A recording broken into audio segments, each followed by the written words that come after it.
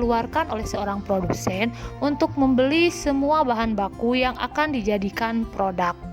Termasuk juga di dalamnya biaya transportasi untuk mengirim bahan baku tadi ke tempat produksi kita. Itu juga termasuk ke dalam biaya bahan baku. Kemudian yang kedua, ada juga yang disebut overhead. Apa itu overhead? Overhead adalah biaya yang harus kita perhitungkan meskipun biaya tadi tidak terlibat secara langsung dalam proses pembuatan produk, tapi tetap berperan penting dalam keberhasilan dari terbentuknya suatu produk. Apa saja yang termasuk ke dalam biaya overhead? Di antaranya biaya sewa. Misalnya jika kita membuat satu produk dan kita menyewa tempatnya, otomatis sewa tempat tadi itu termasuk ke dalam overhead. Biaya sewa peralatan, biaya penurunan dari produk, biaya listrik, air, PDAM, dan lain sebagainya, itu kita masukkan ke dalam biaya overhead.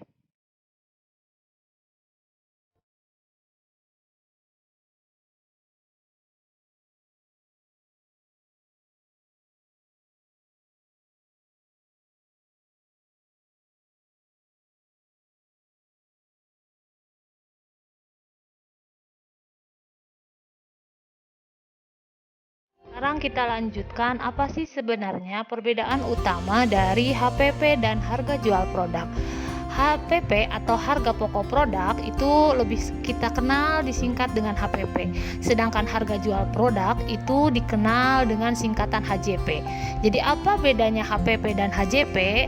Adalah kalau HPP itu menggambarkan keseluruhan biaya untuk menghasilkan suatu produk yang siap jual. Dan belum memperhitungkan berapa keuntungan yang diharapkan dari produsen tadi. Jadi intinya kalau HPP itulah sebetulnya plus plus batian gitu ya, tidak ada kelebihan, tidak ada keuntungan yang diperoleh. Artinya hanya biaya yang kita keluarkan untuk menghasilkan produk itu kita sebut dengan istilah HPP. Sedangkan HJP itu adalah sebetulnya hampir sama dengan HPP, cuman sudah ditambah dengan prosentase keuntungan yang kita harapkan. Misalnya ketika HPP yang habis dihitung itu Rp2.000, maka kemudian kita menginginkan keuntungan 50% misalnya ya. Otomatis kalau Rp2.000 keuntungan yang 50% berarti 1.000. Nah, HJP-nya adalah Rp3.000. Artinya 2.000 ditambah keuntungan berapa persen yang kita inginkan, berarti kan 50% dikali 20.000 itu hasilnya 1.000. Maka 2.000 ditambah 3.000 itu hasilnya menjadi 3.000. Artinya HJP biasanya memang lebih besar angkanya daripada HPP. Fungsinya untuk menentukan juga keuntungan dari yang nantinya dapat kita peroleh, yang ingin kita peroleh. Sehingga ketika kita misalnya tujuannya apa utama dari perhitungan HPP ini? Ketika misalnya kita sudah mengeluarkan modal sejumlah A, kemudian uang yang kita kembali ke kita ini sekitar tidak lebih dari HPP, otomatis kita belum dapat kelebihan. Nah, kalau misalnya uang yang sudah diperoleh memang sudah lebih dari HPP tadi, berarti memang kita bisa menggunakan uang tadi sebagai keuntungan bagi kita. Jadi jangan sampai uang modal kita gunakan lagi untuk hal-hal yang memang tidak diperlukan. Karena banyaknya para pengusaha mengalami kegagalan itu kadang-kadang uang modal yang dimasukkan ke dalam HPP itu dipergunakan dan merasa itu sebagai keuntungan dari usaha yang telah dijalankan.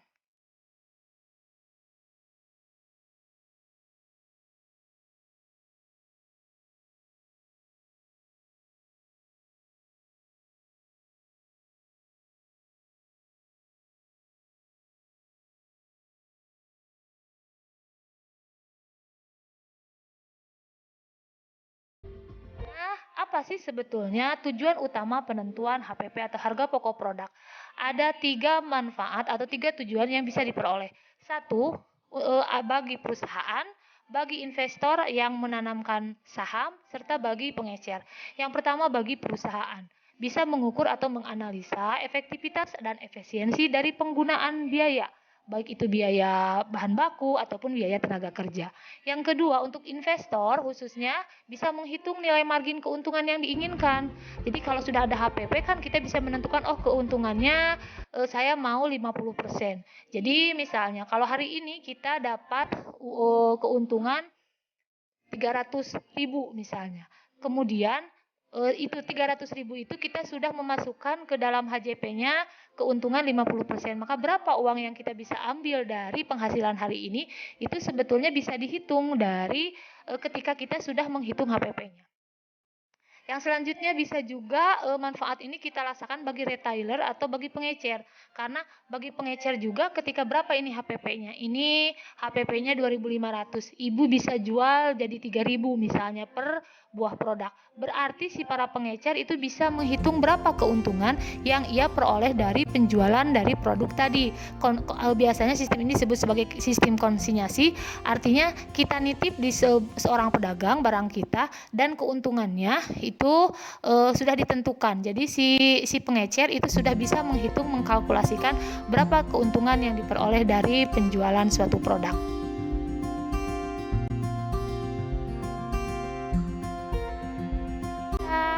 Sekarang kita praktek perhitungannya supaya dari apa yang Ibu terangkan tadi itu lebih jelas sehingga bisa kita aplikasikan dalam perhitungan. Misalnya ada contoh soal seperti ini. Jika PT XYZ adalah perusahaan yang bergerak di bidang manufaktur pembuatan spare part kendaraan misalnya ya. Untuk proses produksi spare part di bulan Juni membeli persediaan bahan baku sebesar 750 juta, biaya pengiriman 10 juta. Selama proses produksi terdapat biaya pemeliharaan dan bahan bakar mesin sebesar 9 juta, biaya tenaga kerja sebesar 50 juta, biaya sewa pabrik, biaya overhead lain sebesar 34 juta. Jika spare part yang dihasilkan sebanyak 50.000 buah, berapakah harga pokok produk dari spare part PT XYZ? Nah, dari soal itu silakan nanti kalian tulis apa yang diketahui, kemudian apa yang ditanya, dan apa yang bisa kita jawab dari soal tadi.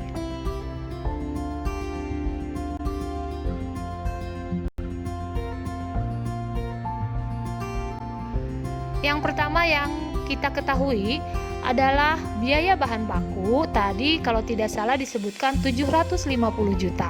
Kemudian biaya transportasi pengiriman bahan baku 10 juta. Sehingga kita totalkan biaya bahan baku dan pengiriman sebesar 760 juta. Yang kedua, biaya perawatan mesin itu sebesar 9 juta. Kita tuliskan 9 juta. Kemudian biaya tenaga kerja 50 juta dan biaya overhead sewa pabrik dan lain-lain, air, kemudian juga PDAM, kemudian juga berbagai kebutuhan yang memang diperlukan gitu ya, itu sebesar 34 juta misalnya. Total biaya yang dikeluarkan itu sebesar 853 juta rupiah.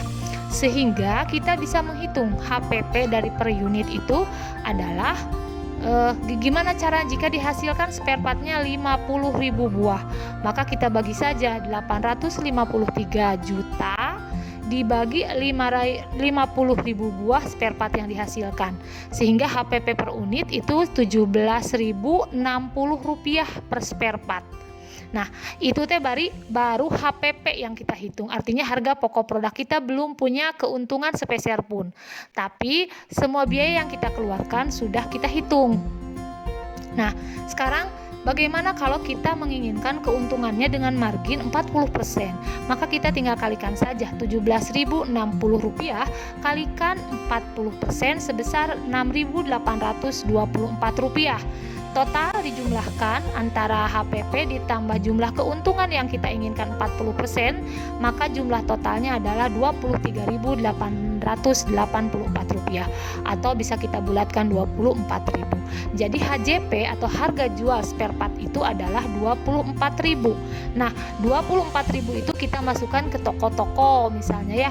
Oleh si toko-toko dijual lagi jadi 30.000 misalnya ya. Jadi si toko dapat keuntungan misalnya 6.000 ya, dari harga pokok dari kita harga jualnya 24. Si toko ngambil keuntungan 6.000 per buah spare part misalnya ya. Sehingga kita biasa membeli spare part tersebut dengan harga 30.000 di pasaran. Nah, harga 30.000 di pasaran itu sebetulnya sudah termasuk keuntungan bagi penjual dan keuntungan bagi produsen. Jelas ya perhitungan bagaimana perbedaan antara HPP dan HJP.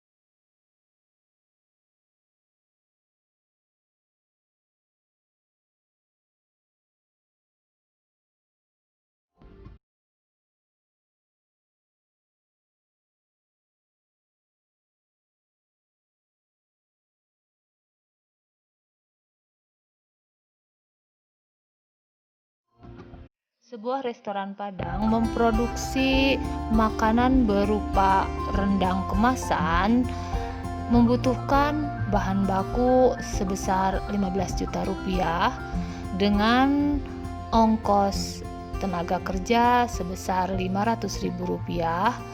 Kemudian membutuhkan juga biaya promosi sebesar 260 ribu rupiah dan transportasi sebesar 350 ribu rupiah.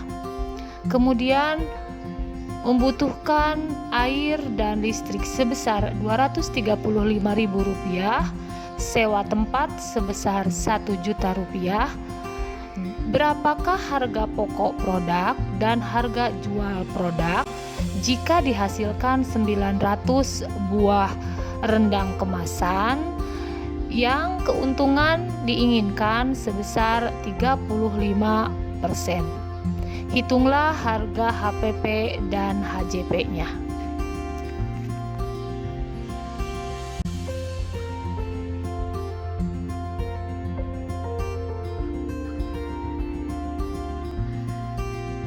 Silahkan bagi mereka yang sudah memilih tantangan untuk dilaksanakan di rumah, bisa memilih ice breaking yang ingin kalian laksanakan. Artinya bisa kalian memilih game. Boleh gamenya berupa teka-teki silang, bisa berupa wood cloud, atau game yang lain. Silahkan, bebas kalian memilih. Setelah beres, kalian isi refleksi untuk mengetahui sejauh mana pembelajaran kita kali ini. Kemudian juga kalau ada masukan ataupun hal-hal yang kurang paham, bisa kalian tuliskan juga di refleksi. Terima kasih. Mohon maaf bila ada kekurangan, masukan dan saran dari kalian sangat Ibu harapkan agar pembelajaran yang bermakna dan menyenangkan bagi siswa serta sesuai dengan gaya belajar kalian itu bisa kita ciptakan bersama. Assalamualaikum warahmatullahi wabarakatuh.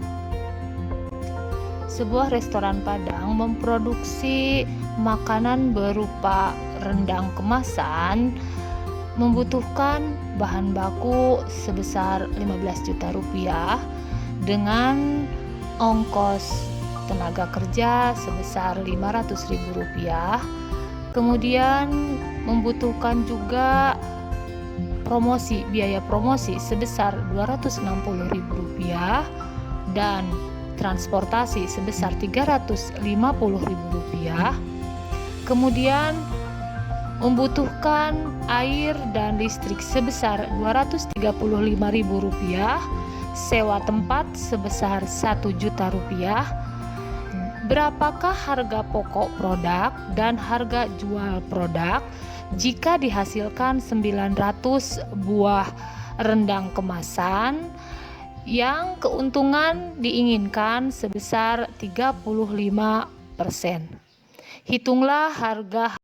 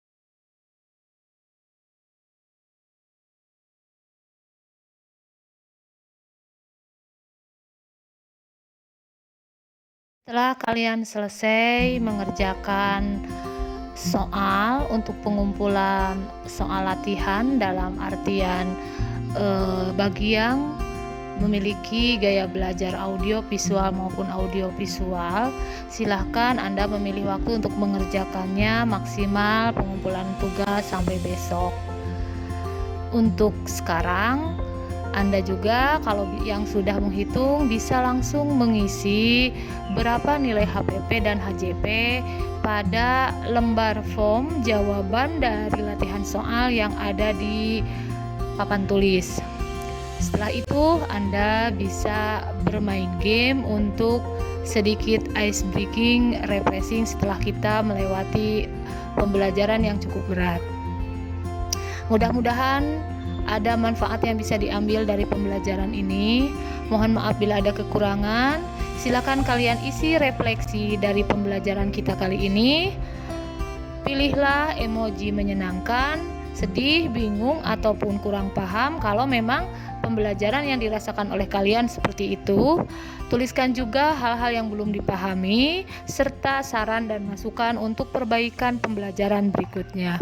Terima kasih. Assalamualaikum warahmatullahi wabarakatuh.